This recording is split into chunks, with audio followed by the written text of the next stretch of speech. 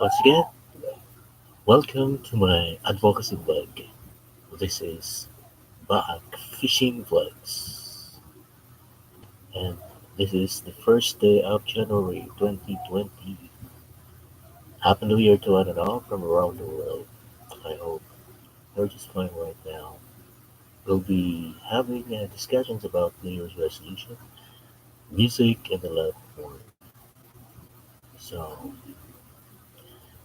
stay tuned, and of course, let me share with you today's New Year anthem way back the century or the 15th century when Robert Burns wrote this for all of us.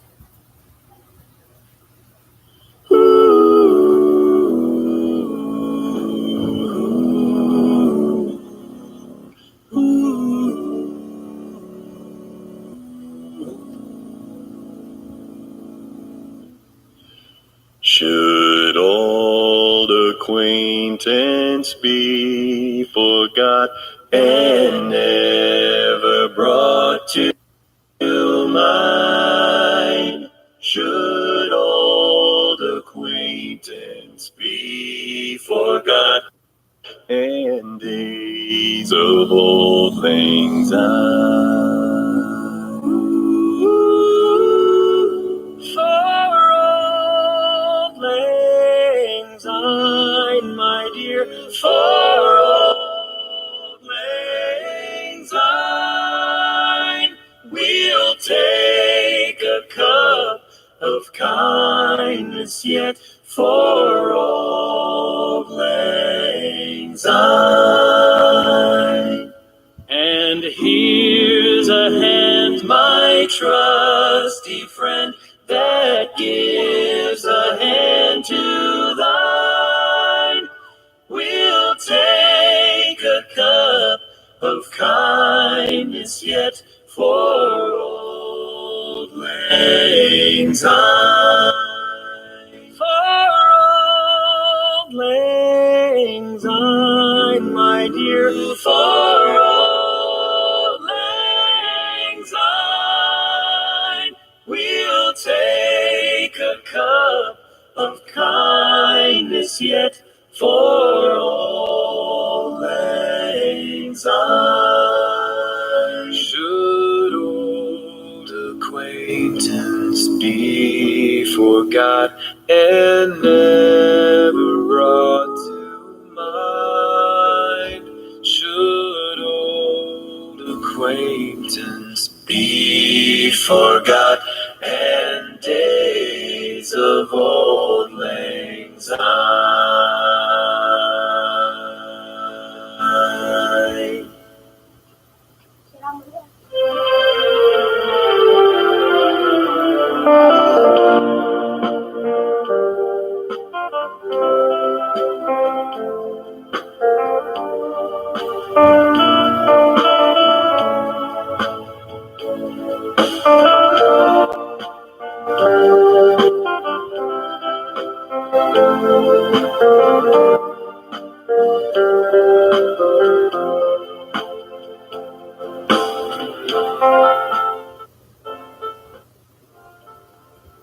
Hi there, kumusta kayo dyan?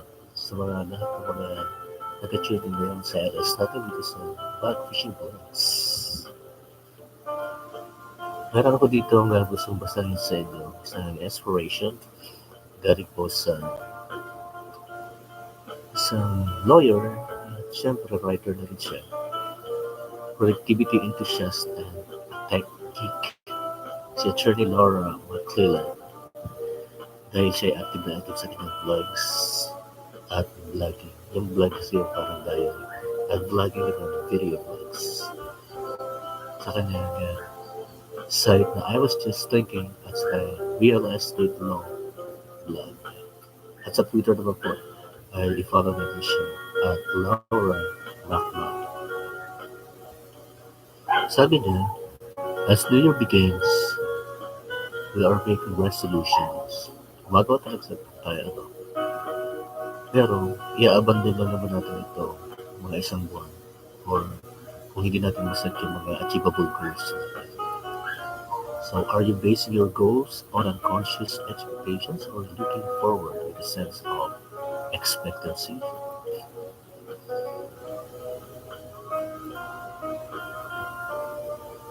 Sa mga ginawa nating resolutions at mga gustong makita or meeting expectations at the beginning of the new year, yung mga tao po ay gumagawa talaga ng resolutions, mga promises na sinasabi natin sa ating sarili na uumpisa nating gawin kung mabuti man ito at ating titigilan na yung mga masasamang gawain sa magsisimula pa rin ng taon.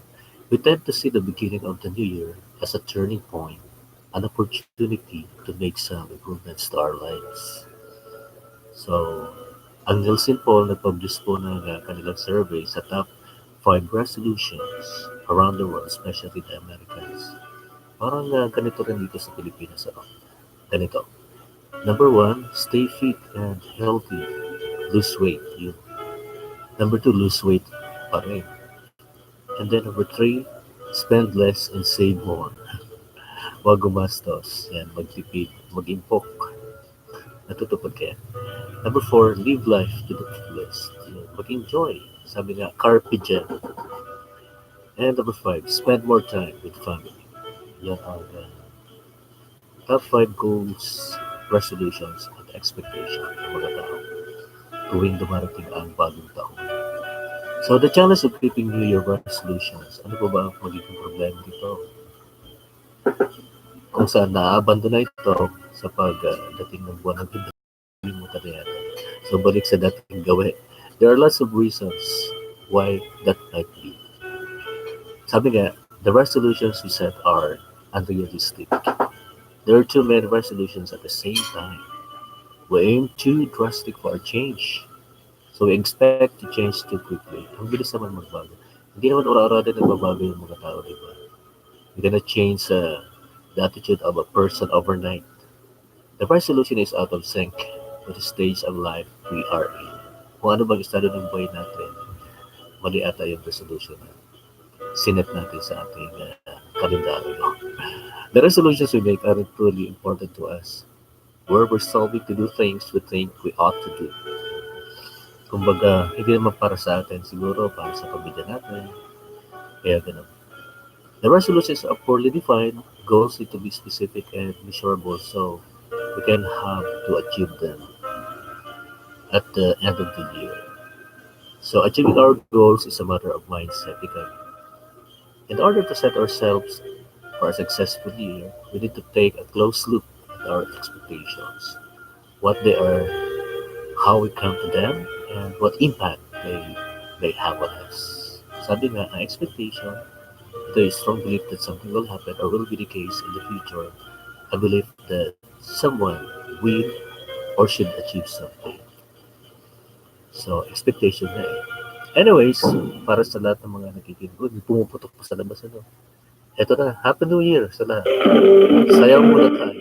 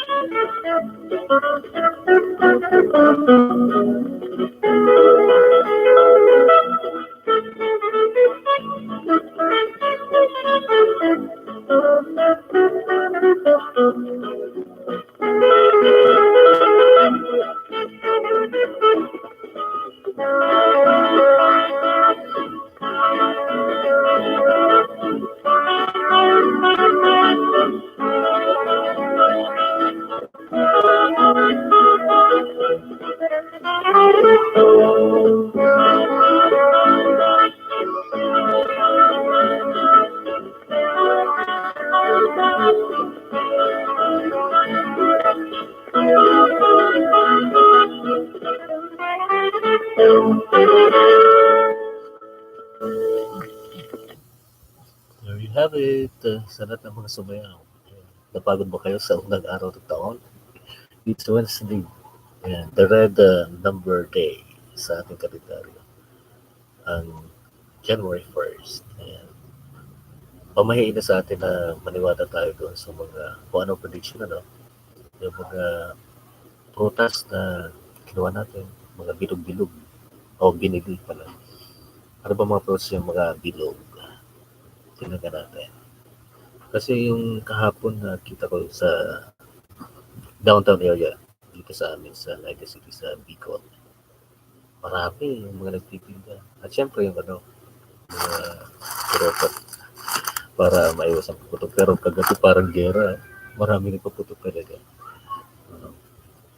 Marami pa rin ang bumili ng mga firecrackers. At syempre yung mga mas upgraded na mga firecrackers, yung Super Dolo, Cinturón ni Judas, ano ba?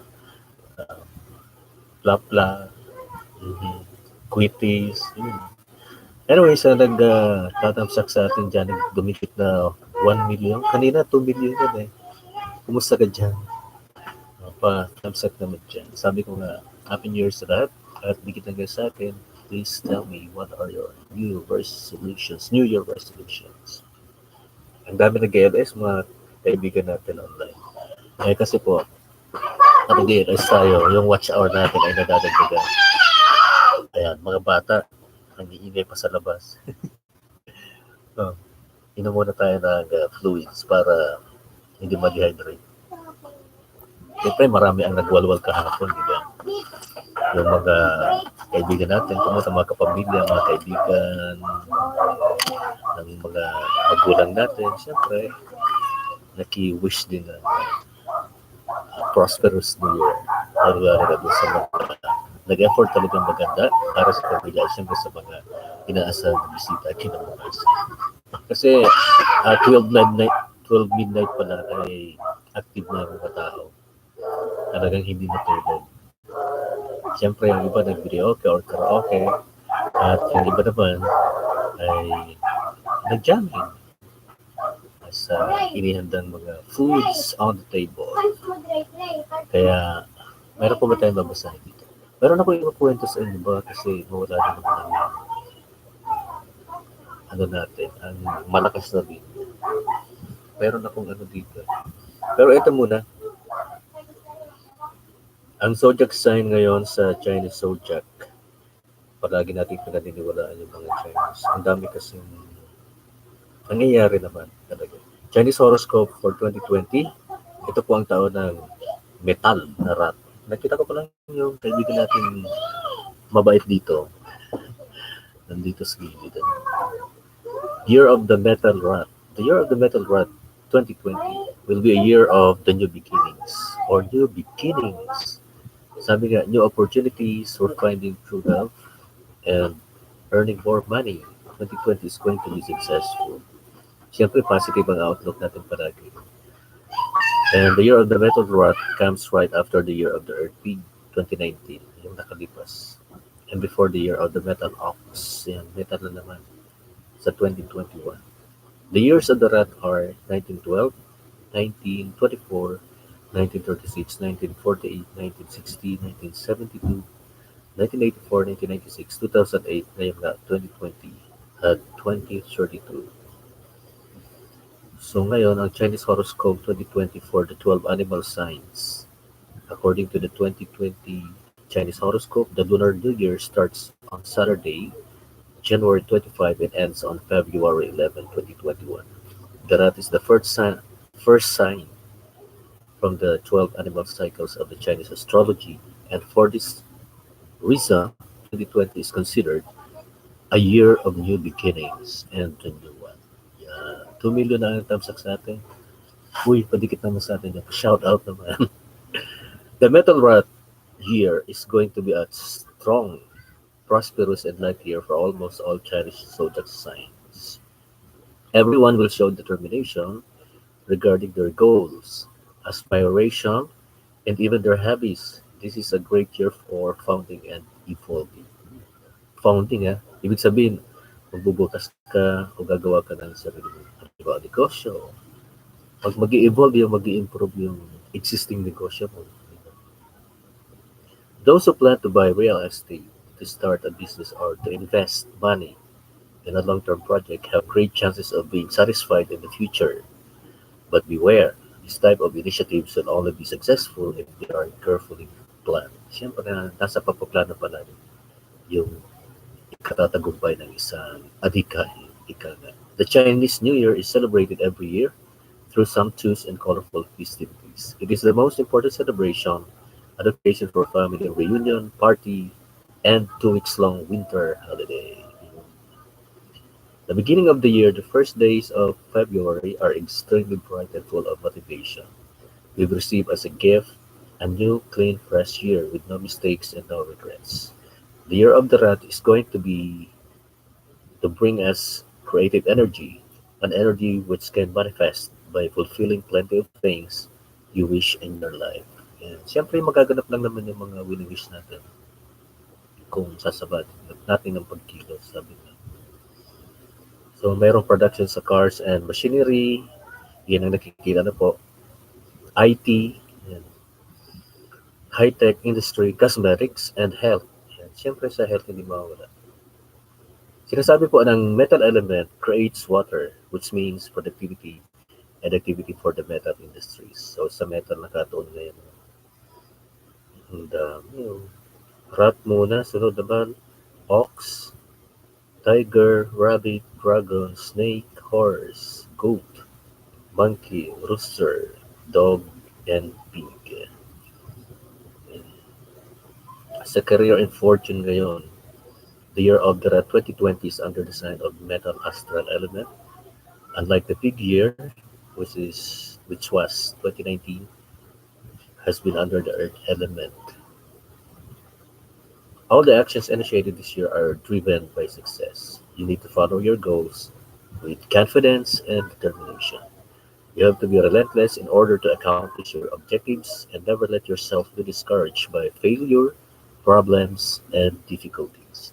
Although some days you will prove to be fairly unreasonable, inflexible, and stubborn, you need to count on your strength and solve any problems on your own.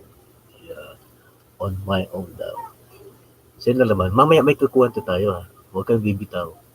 Kasi baka bumaba na naman yung lakas nito. Ang daming gumagamit kasi. Hello sa mga KLS natin dyan. Uy, 2 million na siya. Say something naman. Baka ang audio ko ay ngongo pa rin. Hindi ko pag sinaayos. So doon sa mga kasama natin sa YT na nagka-sacrifice ng kanilang time para sa watch hour. 4,000 watch hour. Grabe. Kailan ma-accomplish yan? At syempre, pag mag-expect na tayo ng banana, 1,000 subscribers. Ako ay hindi pa nga nangangalati. 1/3 pa lang. So sana dumikitin kayo. At didikitan ko rin kayo dyan. Ha? May mga bawal daw na terms kaya iiwasan na natin na sabihin. Anyways, back to our music para maganda naman kayo. Ano ba ang kinakain nyo ngayon? Eto na. Ito yata ang maganda muna. Oh, kaya di ba ito? Yes, go ahead. Let's have it, guys. So,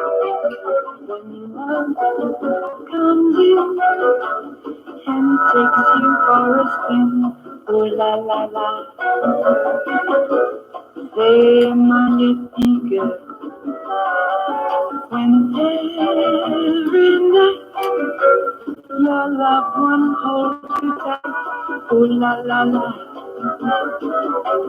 C'est magnifique. But when one day your loved one drifts away, oh la la la, it is so tragic. But when once more he whispers, je t'adore, oh la la la,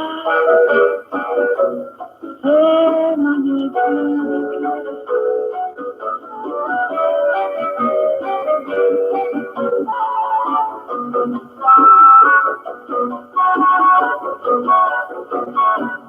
Ooh la la la,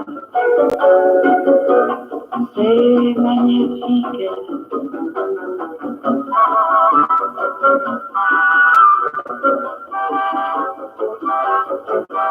Ooh la la la,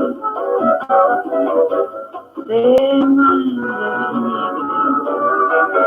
But when one day your loved one drifts away, ooh la la la la la, it is so tragic. But when he whispers, je t'adore, oh la la la, c'est magnifique.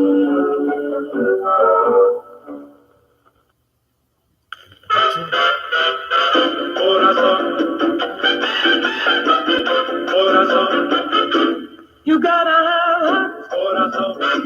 All you really need is work. When the odds are saying you never win, that's when the grin should start. You gotta have hope. Mustn't sit around and hope. Nothing's half as bad as it may appear.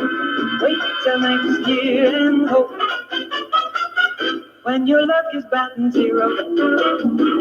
Get your chin above the floor. Mister, you can be a hero. You can open any door, there's nothing to it but to do it. You gotta have heart.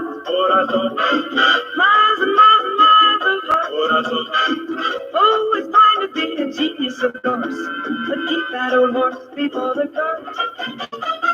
First you gotta have heart.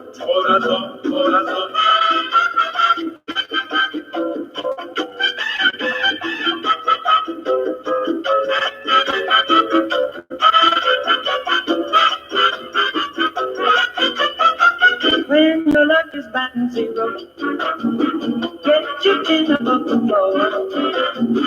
Mister, you can be a hero. You can open any door, there's nothing to it but to do it. You gotta have heart. Miles and miles and miles of heart. Oh, it's fine to be a genius, of course, but keep that old horse before the cart. First you gotta have heart. Yes, you gotta have heart. Yes, you gotta have heart.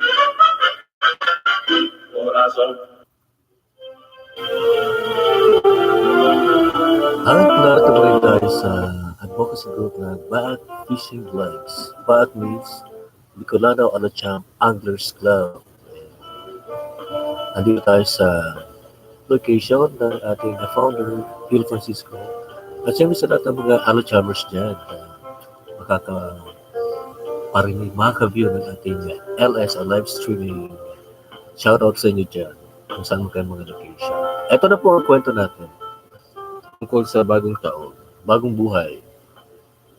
Kwento ni Percival Campo Amor Cruz. Isang buong taon naghari sa tahanan ni Juan, di kilala at di inanyayahang panauhin. Makapangyarihan ito, hindi maaaring pigilin o paalisin. Hinahamak ang mga naninirahan sa bahay at siya nagpapasya sa mga mangyayari sa kanilang buhay. Tsuper ng taxi si Juan. Noong araw ay driver siya ng isang executive sa Makati. Nang ang executive ay nag-immigrate patungong Amerika o nag-migrate, nagulo ang kanyang hanapbuhay. Maayos ang pasweldo sa kanya, may pabahay pa. Kung siya'y kinakapos ay madaling na utangan ng executive. Kalimitan ay hindi pa tinatanggap ang bayad kapag ibig na niyang bayaran ng utang. Kumbaga, utang, kalimutan. Hello nga pala sa 2 milyon na nagtatamsak sa atin dyan.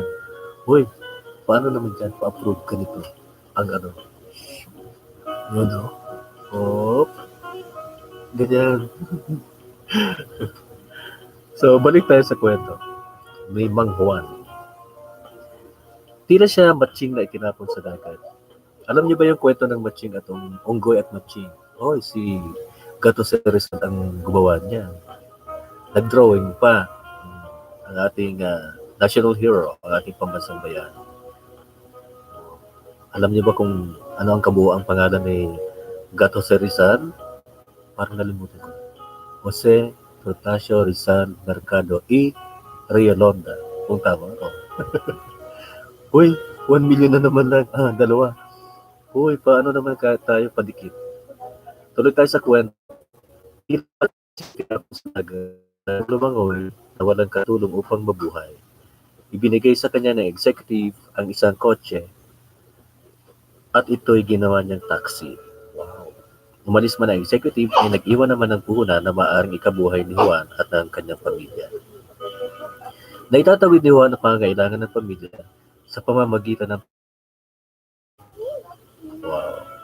kung pag-araw-araw lamang nakakainin at baon ng mga bata sa eskwela ay nakakayanan niya. Patang-pata lamang ang katawan niya o kaya pagod na matulog sa auto habang hinihintay ang amo.